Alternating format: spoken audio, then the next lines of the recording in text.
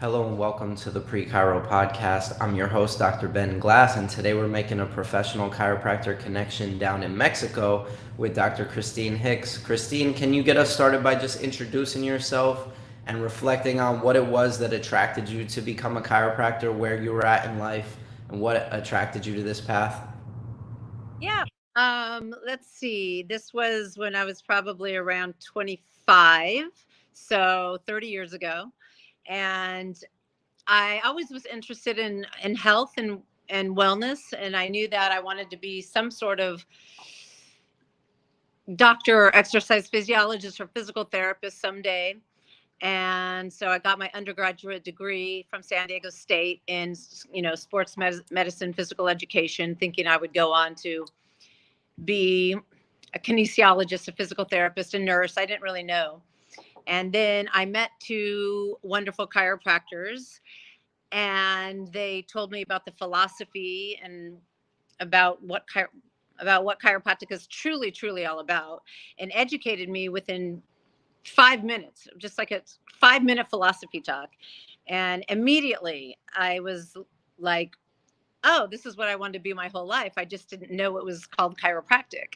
And so shortly after that, I started working at this woman's office. And then a year later, I was in chiropractic school.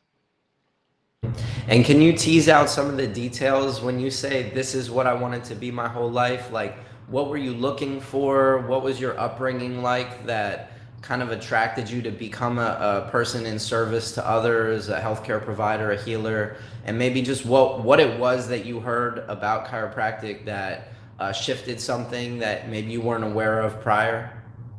Yeah, when I was growing up, I would say I grew up in a household where we didn't have a lot of medicines in our medicine chest. And my mom, if we got sick or experienced symptoms, my mom would always say, "Oh, you'll get better." It's not like she was shoving pills down our throat.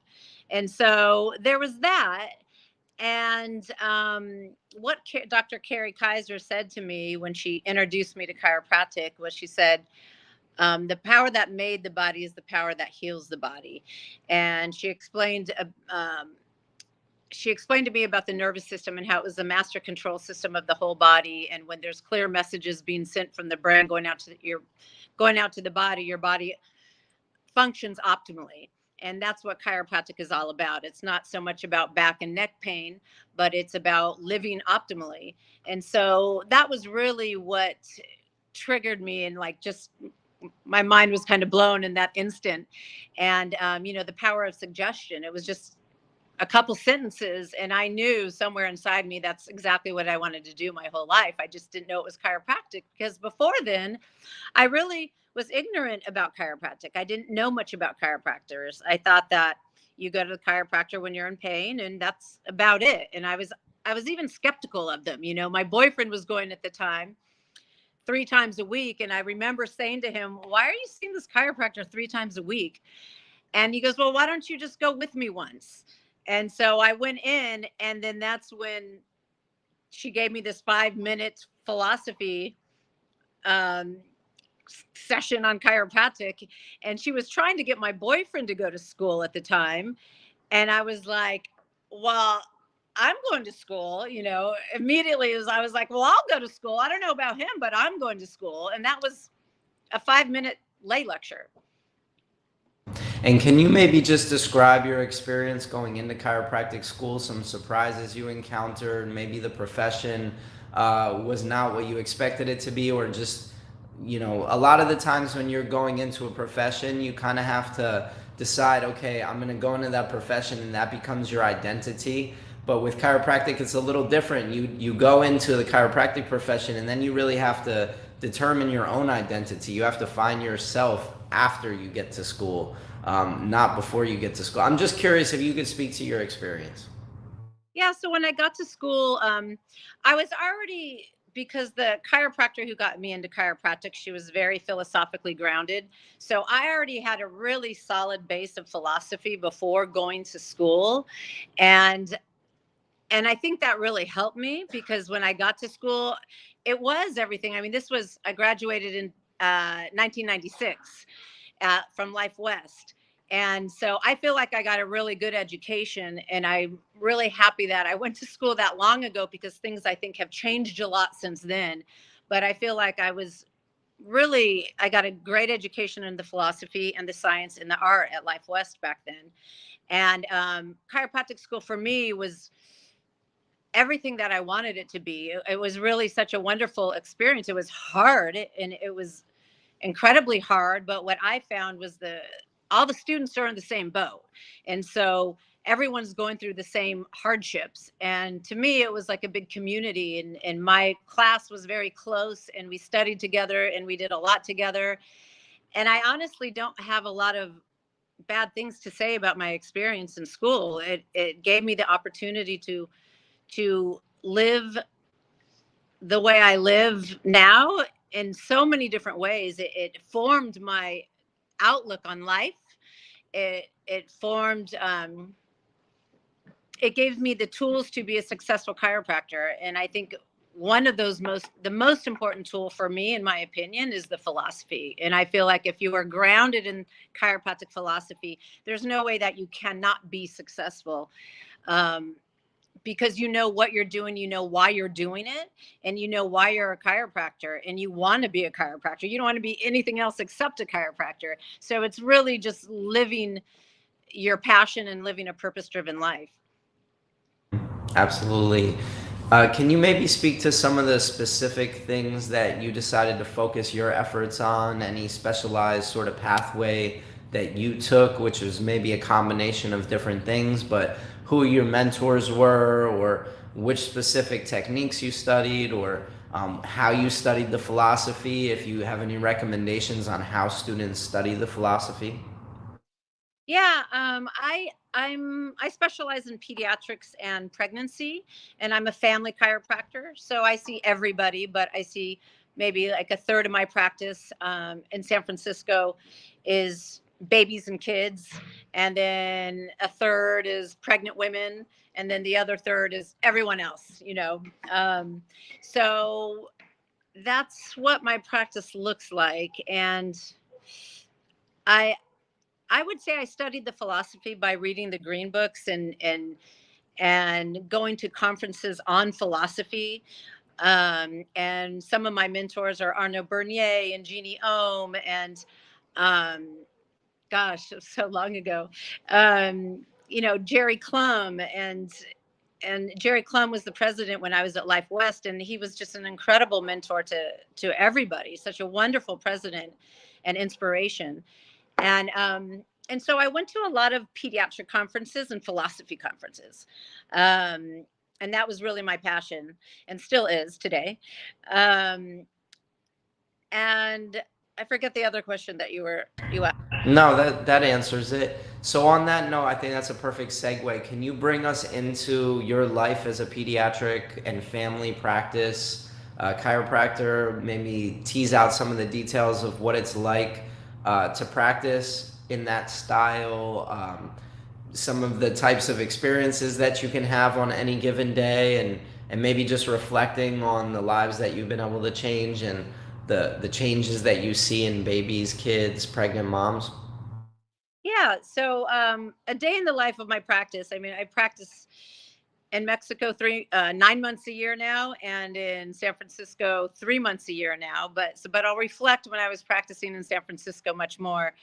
Um, and a day in the life of my practice, I have an open adjusting area, and so on any given day, there's pregnant women and babies and kids and dogs, and it's beautiful chaos is what I would call it. And I thrive in chaos, and so it's just a community, a real community of young families raising their babies holistically. And I like the open adjusting area concept, because every time I'm adjusting somebody, the people who are waiting to get adjusted are right there. So they hear my conversation. So when I'm talking about antibiotics or vaccines or um, alternatives to deal with ear inflammations or whatever it is, the entire waiting room is hearing the conversation. So it's just a constant education of holistic living and living the chiropractic lifestyle. I gave holistic health talks every other week in my practice, and where I went a lot deeper into the chiropractic philosophy and the chiropractic lifestyle. And then I gave vaccine lectures every other month, a 3-hour vaccine lecture every other month, and really got to educate my community on vaccine risks and dangers. And so it was an office of education and community and having open conversations about different aspects of health and wellness and how it compares to Western medicine. And so it was a place of thinking, and it was wonderful. It still is wonderful. When I go there 3 months a year now, it's still the same thing. And it was a place where moms can go and hang out and breastfeed and talk about their babies and exchange ideas. So that's what it looked like. Yeah. What are some of the specific skill sets that you can maybe plant seeds in our viewers' minds that they'll need to develop if they want to work with these special populations of pregnant moms, the types of equipment you use, maybe the props, the tools, the approaches, also the same thing with babies, because these are unique populations in how you approach them, right? So I would say go to a lot of outside conferences. You have to go to a lot of extra schooling if you want to be a pregnancy or pediatric chiropractor. You can even, get your, what is it called? Diplomat. Yeah, your diplomat program. I didn't do that, but I went to all of the conferences, and I feel very comfortable and well versed, especially now after 26 years of working with babies and pregnant moms. And I feel like the techniques I used, I tried to learn as many different techniques in chiropractic school. So I had a lot of tools in my bag. So I would say I use a mixture of typically osseously adjusting, diversified, mixed in with network, mixed in with BGI, mixed in with SOT, mixed in with activator. And by the time after you practice for a long time or a while, you'll start to see that you'll make your own adjustment. You'll make your own technique. And that's the art, right? That's the art of chiropractic, is making your own technique with the knowledge that you have and the tools that you have. But I would say for anybody that wants to work with babies, you definitely need to know the non-force techniques, because that's what you're going to use mostly on babies, is the network, the BGI, and just your intuition gets you a long way with babies, and to trust your intuition and to trust your hands. And I feel like there was a quote, I forget who said it. It's like, if you love something long enough and hard enough, it'll start to reveal itself to you. And I feel like in my personal experience is exactly that with chiropractic. It's like I've loved it for so long, and it's been my passion for the last 26 years, and I love it more and more each year. And things will start to reveal itself. Like, I don't know, so my adjusting looks very different than when I first came out of school and to what it looks like now. And I think that is just because the intelligence of the universe, or my innate intelligence, gets revealed more and more the more I practice. And I think that's true for any chiropractor who loves what they do. Can you reflect on the type of life you've been able to lead as a chiropractor, having a family, having a practice, just kind of like what your typical week would look like, or every week's different, but maybe just reflecting on the lifestyle? The lifestyle just in general, or the lifestyle at my office? A little bit of both.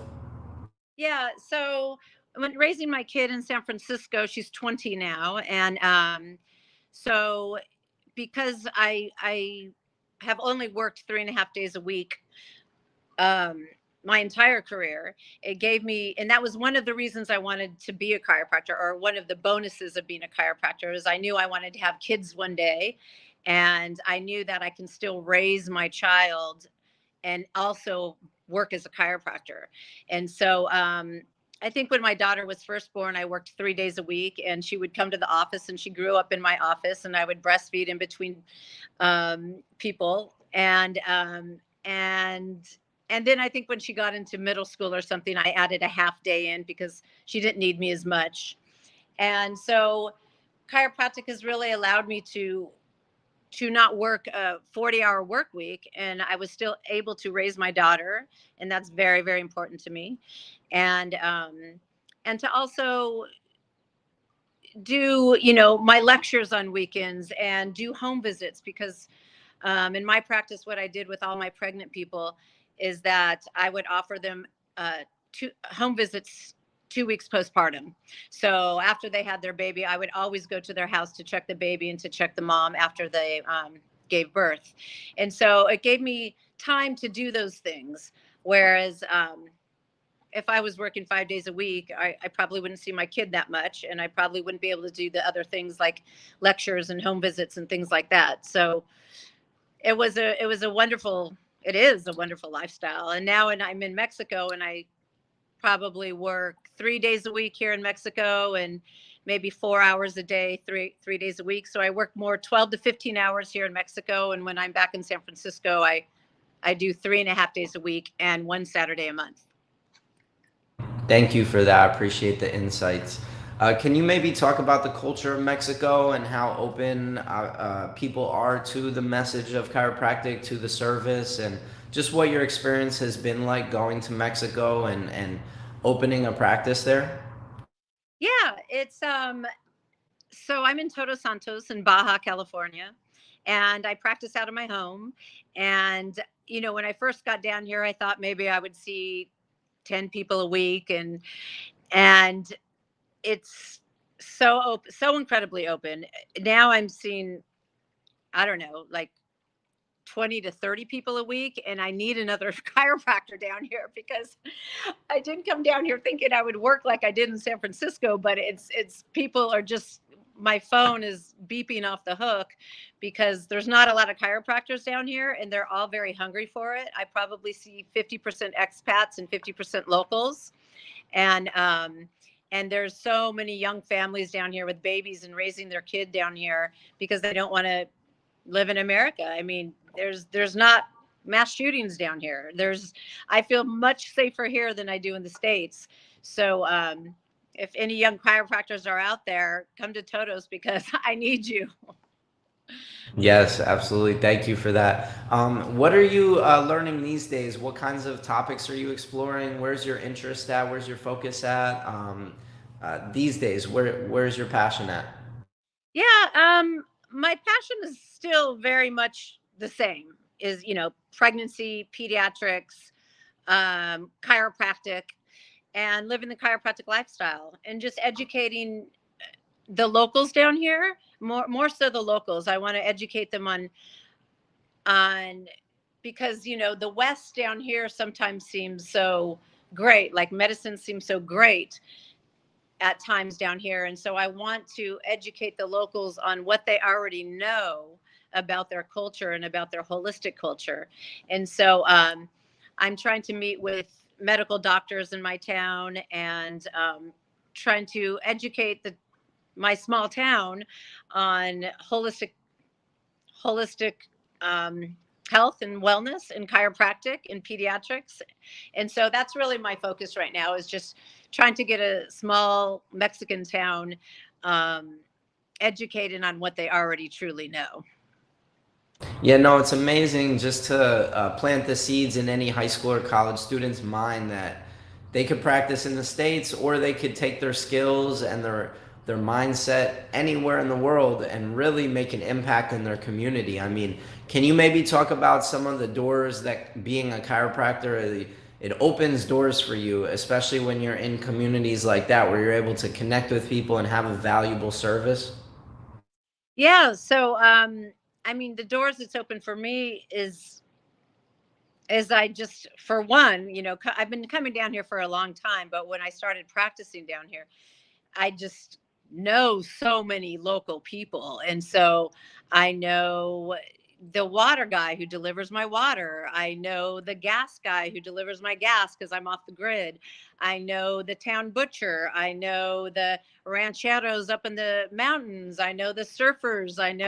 So it just has opened so many places of just being somebody that you're a person of the community, right? Because you're the the town doctor, the town chiropractor. And so I feel like I can call on so many different people if I needed to, and everybody would be there for me because I'm there for them, and I'm giving my love, and I'm giving my service, and I'm giving my education. And so you can apply that to anywhere you go, right? Anywhere in the world, we are the town chiropractors, which is kind of like the way it used to be. The doctor would go to your house, and everybody revered and loved the town doctor. And that's what chiropractors are to me. Even in San Francisco, I felt the same way as I do down here. And yeah, it continues to open doors in so many different ways. And also, I would love to see the students come down here and maybe do a mission trip. Like, I went on a horseback riding trip from the Sea of Cortez to the Pacific Ocean. It was a 4-day trip, and there was about 60 rancheros. It wasn't a tourist thing. It was all the Mexican rancheros up in the hills here. And there was about 60 of them. And for 4 days, we were riding horses and camping. And so it was like I stepped into the Mexican culture, and it was such a privilege. And all I can think of was, oh my gosh, I need chiropractors on this trip with me so we can adjust these rancheros after riding 8 hours a day on a horse. And so that happens in January, February every year.